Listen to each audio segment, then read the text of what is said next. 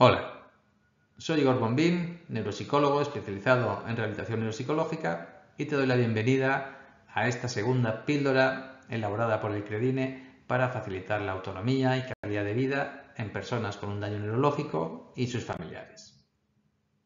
La píldora de hoy se va a detener en una descripción más o menos genérica sobre las posibles secuelas o dificultades que puede motivar un daño neurológico.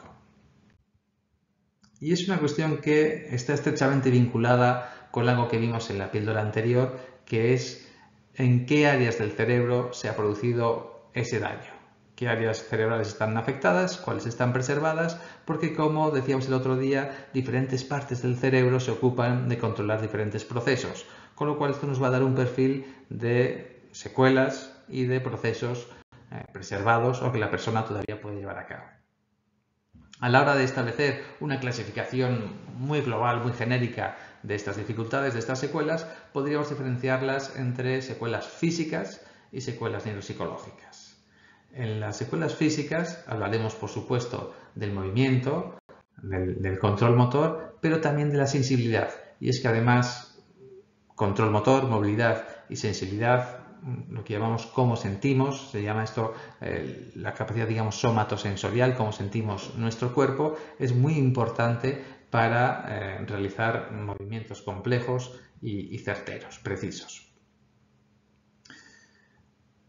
Una de las secuelas quizás más reconocibles asociadas al daño neurológico es lo que llamamos una hemiparesia o hemiplegia, que se da cuando vemos que una persona tiene dificultades para la movilidad de la mitad de su cuerpo, normalmente la mitad derecha o la mitad izquierda. ¿Por qué se produce este fenómeno de que está afectada la movilidad de solo medio cuerpo? Esto es porque cada uno de los hemisferios cerebrales, digamos de esas mitades en las que se divide el cerebro, controla el movimiento y recibe las sensaciones del hemicuerpo contralateral, es decir, el hemisferio izquierdo va a controlar el hemicuerpo derecho y viceversa. El hemisferio cerebral derecho controlará la parte izquierda de nuestro cuerpo. Con lo cual, en función de dónde se ha producido la lesión, tendremos dificultades para la movilidad en una u otra parte del cuerpo.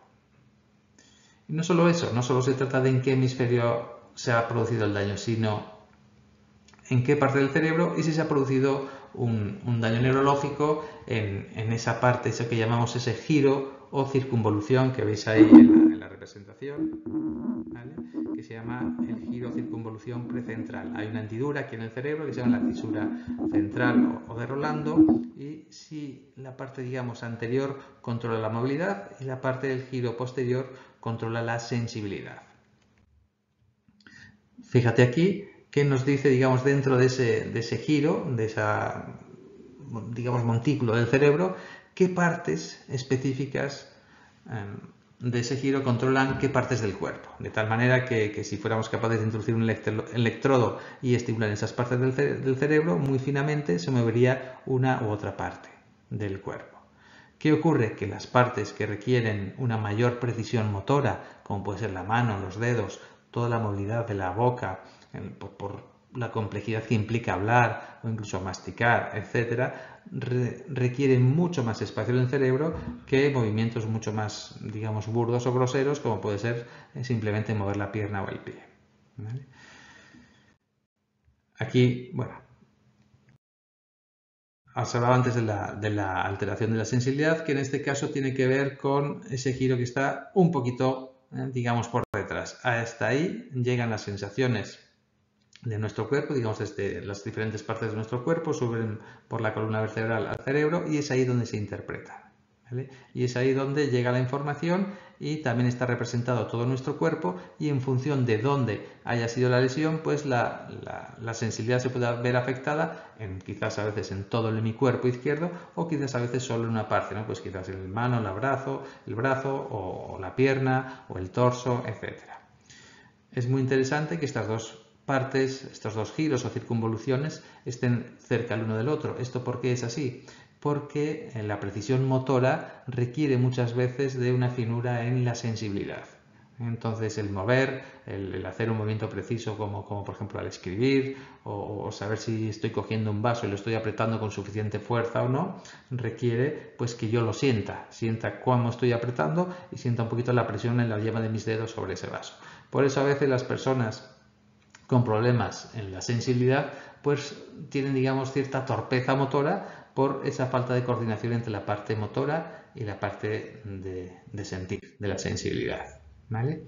Aquí en la parte azul tenemos representada pues una vez más en el cerebro con qué parte de nuestro giro o circunvolución percibimos más. Veis una vez más que las partes más sensibles tienen mayor representación y las menos sensibles tienen menos representación. ¿Vale? Pero además de estos síntomas, digamos, motores, hay otros. No solo se trata puede haberse afectado la movilidad del medio cuerpo o del otro medio cuerpo, también es muy frecuente lo que llamamos una alteración del tono muscular.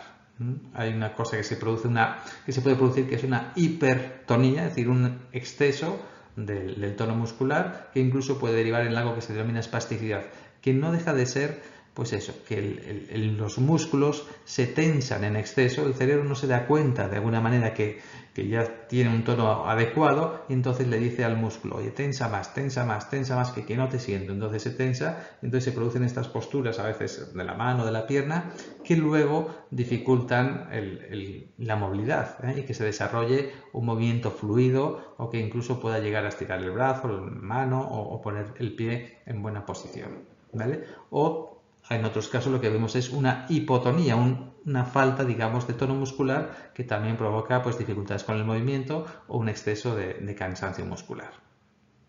Se pueden ver alterados los patrones posturales, cómo es la postura de esa persona, cómo está sentada, cómo se pone de pie, o también la marcha y el equilibrio, incluso aunque esa persona pues, pueda mover las piernas, no hay un problema, digamos, para mover la pierna, el pie, pero cuando se pone a caminar aparecen dificultades. Esto es así porque no solo participa esa parte del cerebro en el control motor, perdón, esa parte del cerebro que os he enseñado. Hay una estructura, por ejemplo, que se llama el cerebelo, que está, digamos, en la parte, digamos, posterior del cerebro, es decir, esto que veis aquí como en color verde, y los ganglios basales, que estarían aquí en una zona, digamos, interior, que se encargan del equilibrio y de la coordinación de la movilidad global, de la movilidad que llamamos grosera de todo el cuerpo. Con lo cual, aunque el origen de la orden motora esté bien, pues pueden aparecer dificultades por estos otros estructuras, digamos, del cerebro que llamamos del encéfalo.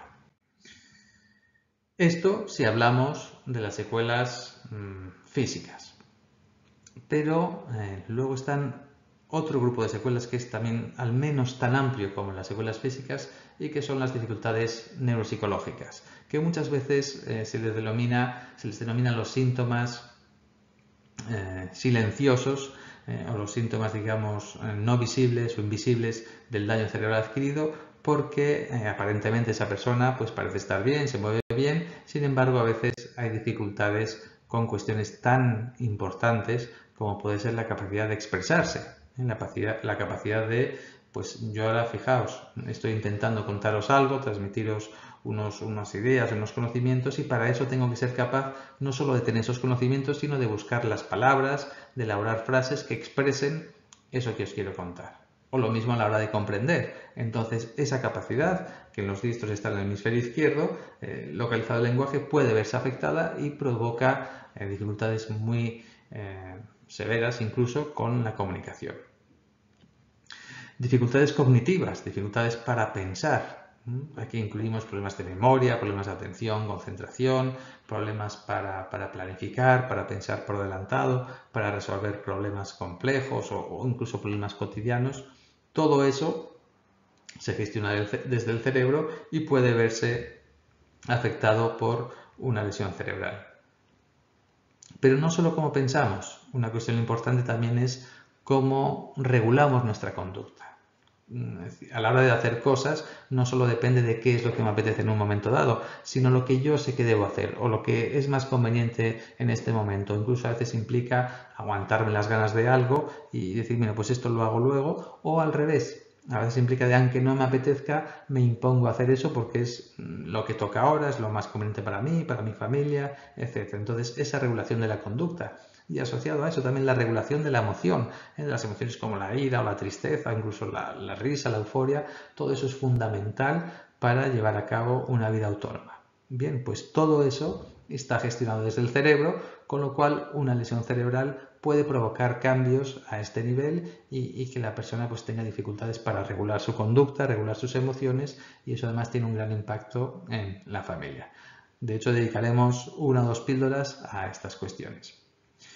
Y finalmente también la conducta social y el entender a los demás. Y hablaremos de una cuestión que es la empatía. Bueno, pues también eso tiene que ver con el cerebro, con lo cual, potencialmente hablando, una lesión cerebral puede provocar dificultades en una o varias de estas áreas. Con lo cual va a ser fundamental llevar a cabo una valoración exhaustiva de la persona y ver no solo aquello que es más visible, más a primera vista, sino ser capaces de tener una idea global de la persona y de cuáles son sus necesidades terapéuticas en función de qué limitaciones están al final, pues qué secuelas están, digamos, limitando la autonomía de la persona. Bueno, sobre esta cuestión y otras las iremos abordando en futuras píldoras, así que os emplazo para que sigáis visitándonos. Hasta la próxima.